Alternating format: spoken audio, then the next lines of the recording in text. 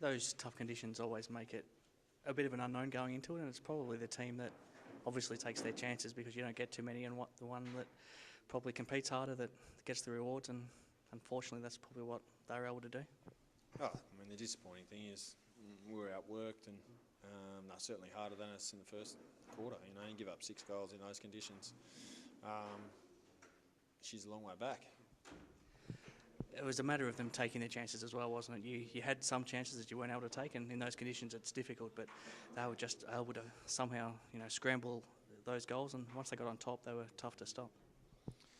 Yeah, look, I thought we didn't defend really well.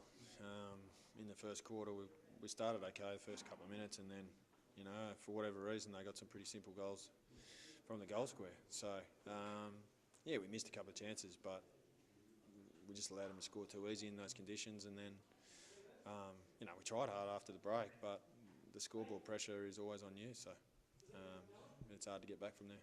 What was the message of how you wanted to play, I guess, in those conditions, and what didn't work, and what did work probably in the second half, but you just were too far back? Well, we didn't compete, so didn't compete in the first quarter, didn't work hard enough, and I allowed them some easy scores.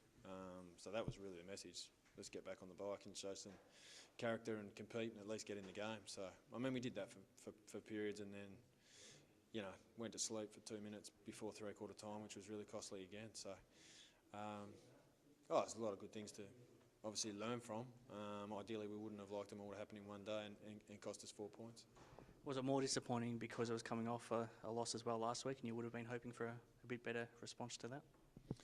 Yeah, look, I think what happened last week's irrelevant to this week. So, we're keen to bounce back, of course, but, it doesn't really have an impact on what you do this week. So, similar to our next game, the fact that we've lost a couple has no bearing, on how you prepare to play. You can always pull out some positives, and I think the way Jacob Martinez has taken his chance the last 3 or 4 weeks, and again today he's always hard at it, and I thought he was pretty good today, and he's probably really had to work for his spot this year, and he's now taken his chance. Yeah, look, he's certainly competed. That's why we put him in the middle, at quarter time. So, I thought Tyson Pickett showed a fair bit. First game, tough conditions, and again, he's ultra competitive. So, the ones that were really, dyed-in-the-wool competitors were probably the ones that contributed the most. I was going to ask you about Tyson. It was a big day for him to make his debut, and it's been a big year for him to come to the club for the first time and to really find out what it takes to play at this level, and he's obviously done all the hard work to get this chance, and on a day like NAIDOC week for him, it was a good chance for him to make his debut, and he didn't let you down. No, look, I think with Tyson, you know what you're going to get, effort, a bit of speed, and loves to tackle and pressure, and he's pretty clever with the ball as well. So, no, I thought, it was probably a reward for him. He's worked pretty hard, probably coming from a long way back, fitness and that sort of stuff. But yeah, it's great for him and Marlon and the family for him to come in, and he wasn't the worst, that's for sure. It's a big job for Zach Strom, and without Brock Higgins and up against Mitch Andrews and Darcy Cameron, but I thought he held his own. Yeah, look, he tried really hard, so there wasn't much we could do. He got pulled out, reasonably late, but look, he competed pretty well.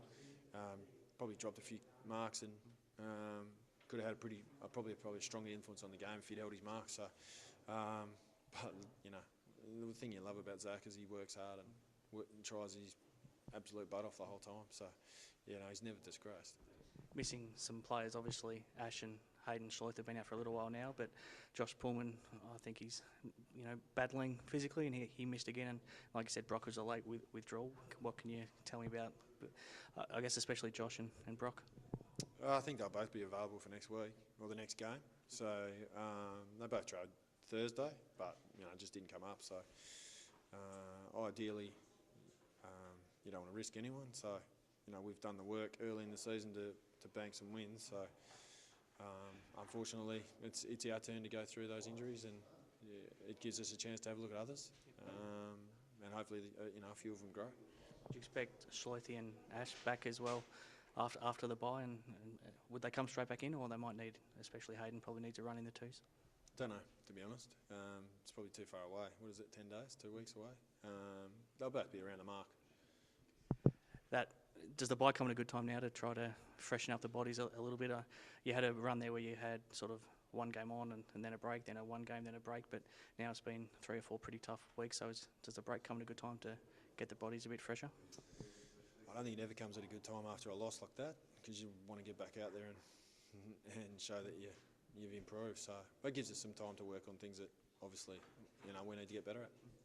Big game now against Subiaco, because you both lost this week and West Perth have kept winning, so suddenly it's a battle in 3 for those top 2 spots, and you just need to find a way to get some wins on the board and try to, I guess, firstly get to that 12 wins you've been talking about, and then try to lock in a top 2 spot.